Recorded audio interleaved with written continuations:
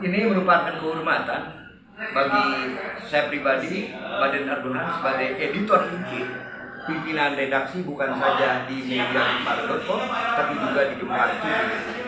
Hari ini saya langsung bisa berinteraksi, diskusi, share pengetahuan dengan Sekjen Abdesi Kabupaten Garut yang kebetulan Kepala Desa Jayaraga, namanya Mas Sam ya, Pak Sam.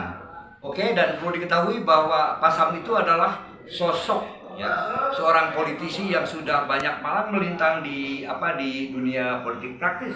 Dan alhamdulillah beliau sendiri sekarang terpilih menjadi Kepala Desa Jayaraga ketiga kalinya. I think it's very amazing, luar biasa Pak. Oke Pak, sedikit itu kunci sukses. Karena ingat, jabatan politik sejatinya merebut simpati rakyat. Sehingga Bapak bisa terpilih ketiga kalinya, itu kiat itu yang dilakukan oleh Bapak apa? Tolong ini setting ke belakang Pak. Sebelum meloncat kepada substansi Abdesi, tolong dibeberkan secara jelas dan rinci. Silakan Pak. Ya, terima kasih. Kami juga merupakan suatu kehormatan bisa dikunjungi oleh Pak siapa? Kang Baden. Rekan lama saya, yang senior saya juga. Pertama mungkin kalau untuk kenapa saya bisa terpilih 3 periode ya mungkin pertama-tama takdir Allah ya 3 periode itu hanya mungkin upaya-upaya saya itu. Kenapa saya bisa 3 periode? Karena saya selalu mendengar aspirasi masyarakat. Jadi kita tidak bisa melaksanakan pembangunan hanya karena misi pribadi saya saja, tapi kami lebih kepada mendengar aspirasi masyarakat, baik itu dari seluruh kegiatan pembangunan, yaitu ekonomi, kesehatan, pendidikan, seperti itu Pak Baden. Jadi intinya pertama Bapak mau menangkap aspirasi yang muncul di tengah masyarakat. Ya, karena tugas seorang kepala desa pertama sebagai pelayan masyarakat. Ya, di sisi lain bisa jadi Bapak bagaimana membangun partisipasi. Dan yang lebih mengedepankan bahwa jabatan kepala desa itu jabatan amanah dan langsung mendapatkan mandat dari rakyat, di mana secara konstitusional diraih oleh pilkades ya. Jadi intinya bagaimana Bapak mengakomodir setiap aspirasi keluhan rakyat, itu kata kuncinya. Dan di sisi lain itu takdir Allah tentunya. Oke Pak, di sisi lain Bapak sebagai sekjen di Abdesi Kabupaten Garut, di mana Abdesi itu sebagai organ yang lebih mengedepankan bahwa jabatan kepala desa itu jabatan amanah dan langsung mendapatkan mandat dari rakyat, di mana secara konstitusional diraih oleh pilkades ya. Jadi intinya bagaimana Bapak mengakomodir setiap aspirasi keluhan rakyat, itu kata kuncinya. Dan di sisi lain itu takdir Allah tentunya. Oke Pak, di sisi lain Bapak sebagai sekjen di Abdesi Kabupaten Garut, di mana Abdesi itu sebagai organisasi gabungan para kepala desa. Dan diharapkan bahwa Abdesi itu mampu mewujudkan bagaimana menjadi perkat semua kepala desa. Barangkali Bapak bisa menjelaskan sebagai sekjen Abdesi Kabupaten Garut, Bapak bisa menjelaskan sesuai tupoksinya tentunya, apa peran dan fungsi sekjen Abdesi, tolong dijelaskan Pak. Tentunya kami selaku sekjen Abdesi ya, kami di sini posisi lebih kepada asisten seorang ketua, di mana kami lebih membreakdown apa yang menjadi keinginan ketua, yang tentunya keinginan tersebut berdasarkan dari keinginan seluruh kepala desa melalui rapat kerja Abdesi seperti itu. Dan di sini saya tentunya yang mengatur secara teknis beberapa kegiatan yang dicanangkan oleh Abdesi Kabupaten Garut seperti itu. Oke, jadi pada intinya peran Bapak sebagai sekjen bagaimana menerjemahkan kebijakan ketua Abdesi barangkali itu. Kemudian tentu orang kedua Pak mempunyai peran strategis bahwa secara kebijakan itu policy ada di ketua, kemudian diimplementasikan oleh sekjen.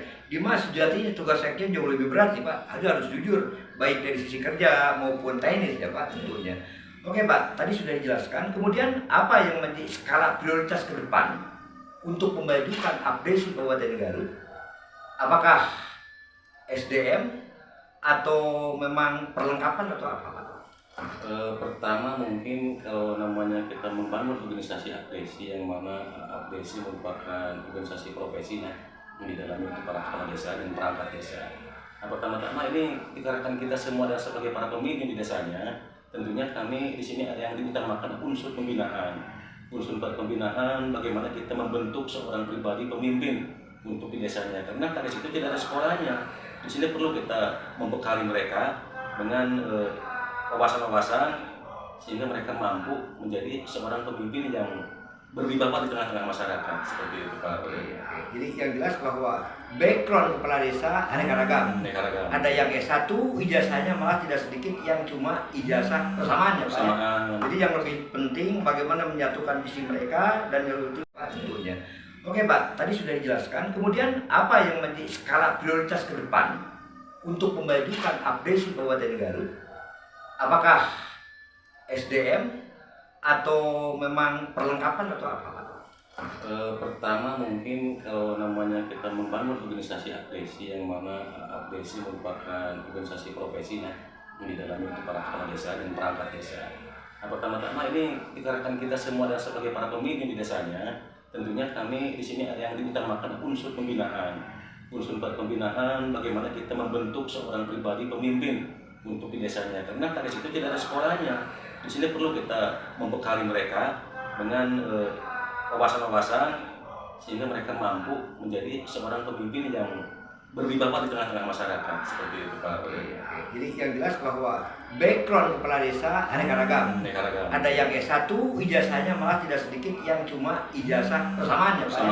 Jadi yang lebih penting bagaimana menyatukan visi mereka dan yang lebih penting bagaimana mendongkrak agar mereka lebih mumpuni terkait sumber daya insaninya ya Pak ya.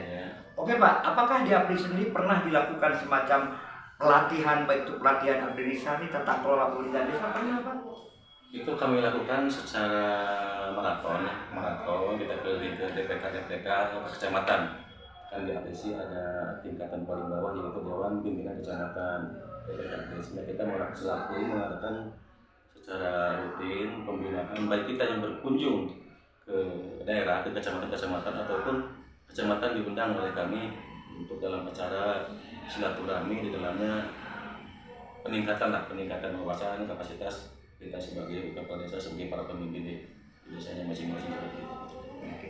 Pak, ini terkait organisasi abdesi kan ada bagian-bagian tentunya Pak. Apakah abdesi menyediakan advokasi tentunya terhadap siapapun kepala desa yang ada indikasi misalnya ada abuse of power, kemudian penyalahgunaan kekuasaan, itu manusiawi Pak. Apa menyediakan Pak? Kebetulan di abdesi juga ada bidang hukum dan perundang-undangan. Itu ada ketuanya, kebetulan beliau juga seorang dosen, Pak Diki Ismail.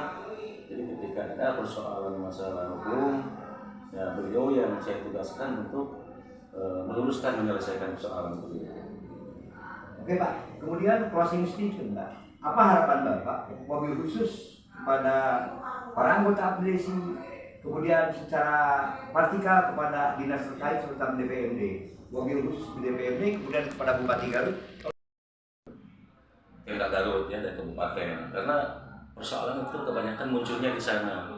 Dan harapan kami juga, kami mengharapkan gerakan kami itu sinergis dengan dinas-dinas terkait, terutama di sini DPMPD ya, DPMD Kabupaten Garut, dengan Pak Bupati juga. Kita bersama-sama melakukan pembinaan kepada kepala desa sehingga apa yang diharapkan oleh kita bersama, desa maju, desa sejahtera bisa terwujud, seperti itu. Demikian closing statement Bapak Sekretaris DPD ya Pak ya. Demikian keterangan langsung Sekretaris DPD Abdesi Kabupaten Garut Jawa Barat.